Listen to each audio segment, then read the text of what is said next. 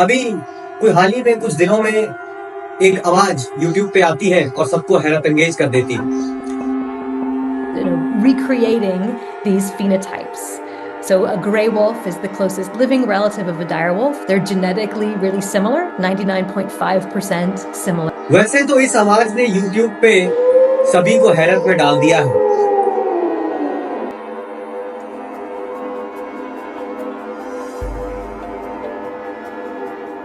वैसे तो ये आवाज डायर वुल्फ की है जो आज से 12,000 साल पहले खत्म हो चुके।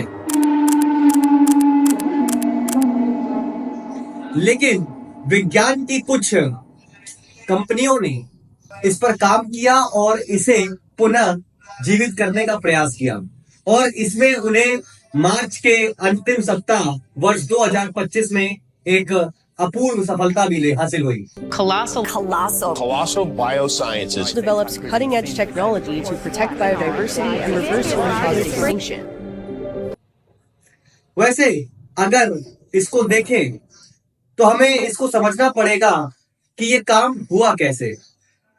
तो स्वागत है आपका, मैं हूं सिद्धार्थ चौधरी और मैं आपको आज बताने जा रहा हूं कि आखिर ये डायर वुल्फ कैसे बनाए गए और इनको ऐसे कैसे यहाँ पर जो कि आज से 12,000 साल पहले खत्म हो चुके थे वापस लाया गया।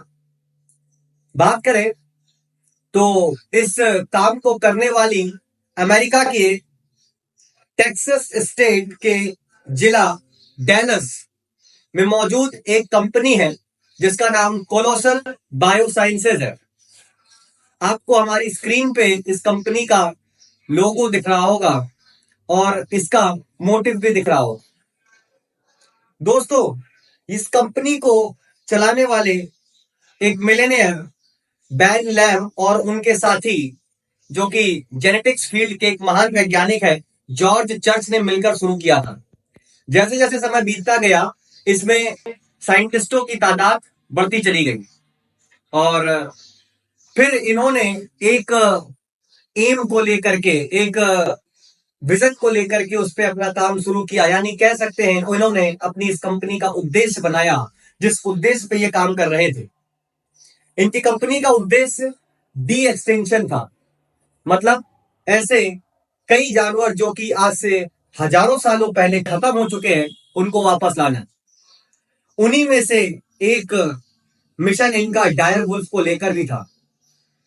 लेकिन जानकारी और सूत्रों के मुताबिक ऐसा माना जा रहा है कि डायर वुल्फ वाले अपने इस प्रयोग को कोलोसल कंपनी ने अभी तक बाहर नहीं किया था और वर्ष 2025 के मार्च के अंतिम सप्ताह में इसको ला करके कोलोसल कंपनी ने सबको हैरत अंगेज कर दिया।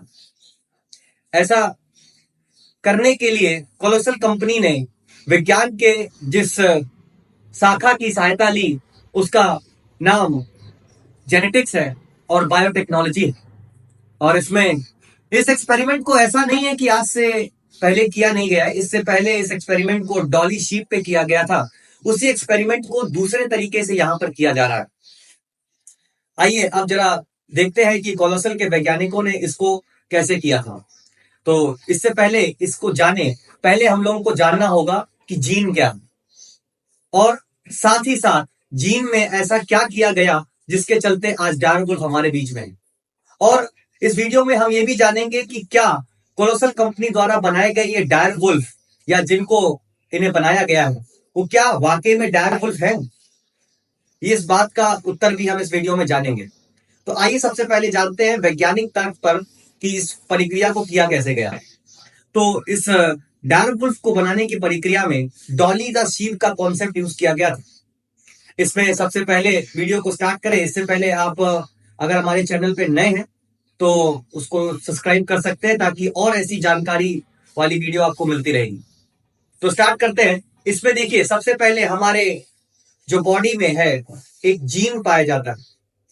वो जीन हमारे शारीरिक संरचना और अन्य तमाम कारकों का मुख्य कारक, जैसे हमारे बाल कैसे होंगे, हमारे शरीर का रंग कैसा होगा, हमारे दांत कैसे होंगे, हमारा और भी जो अंदर की आंतरिक संरचना है वो कैसी होगी, वो सारा सब कुछ एक जीन से डिसाइड होता है।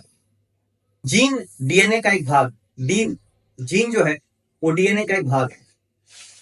अब अगर बात करें तो इसमें कोलोसल कंपनी ने क्या किया था, तो सबसे पहले आपको ये बता दें कि जीन जो है वो डीएनए है। अब उस डीएनए को निकालने के लिए पहले कोलोसल कंपनी ने डायर वुल्फ के अवशेषों को इकट्ठा किया। अभी मौजूदा हालात में डायर वुल्फ के जो अवशेष कोलोसल कंपनी के हाथ लगे थे वो थे उनके कान की हड्डी और उनके जबड़े की हड्डी, जिसके वहां से उन्होंने डीएनए को निकाला। और इस डीएनए को निकालने के बाद साइंटिस्टों ने लगभग 3 साल तक इस पे अध्ययन किया। उन्होंने पाया कि ये जो भेड़िए की प्रजाति है जिसको इन्होंने बनाया है वो काफी हद तक एक और भेड़िया जो कि आज मौजूदा समय में हमारे साथ है, ग्रे वुल्फ के नाम से, उससे काफी ज्यादा मैच करती है।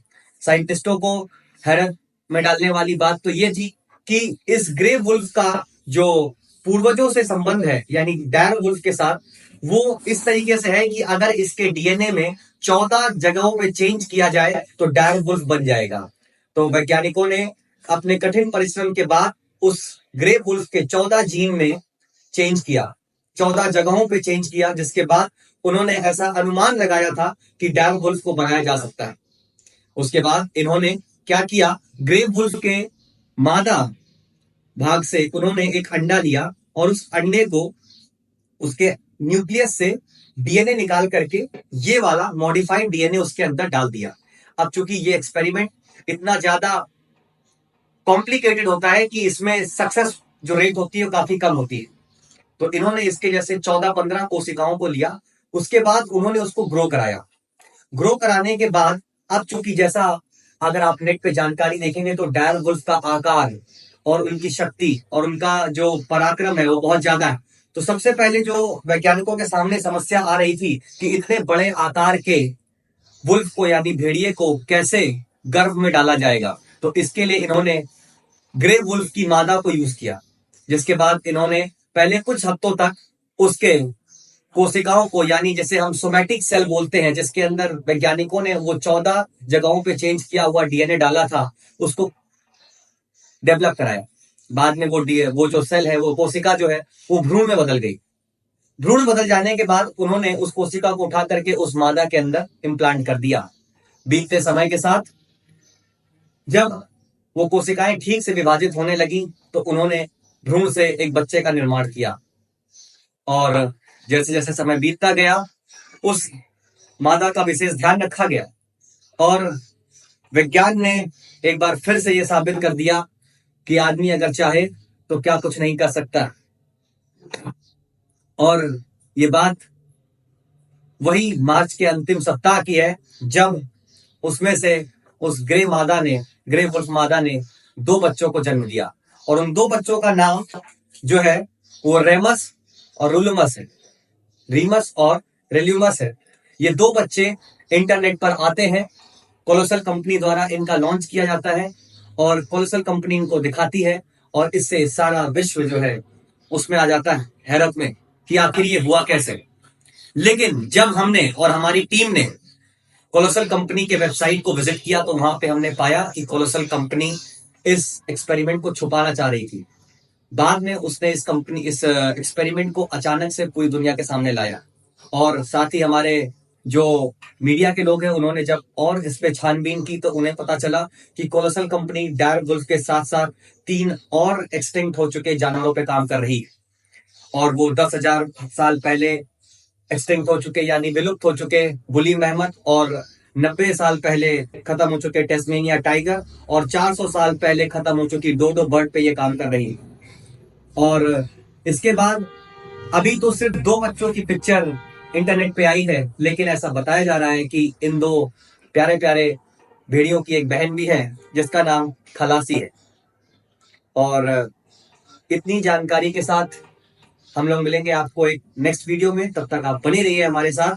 और आपको ये अगर आप चाहें तो आप अपने विचार प्रकट कर सकते हैं कि क्या ये जो क्लोनिंग की गई है ये काफी हद तक ठीक है या ठीक नहीं है। ये प्रश्न मैं आपके लिए छोड़ता हूं, क्योंकि अगर किसी चीज को एक्सटिंक्ट होना था तो वो चीजें हो चुकी थी, तो वापस से खत्म हो चुकी चीजों को लाना ठीक रहेगा। और क्या लगता है आपको ये प्रयास कहां तक सही है? चलिए मिलते हैं एक बार नए वीडियो में, तब तक के लिए नमस्कार।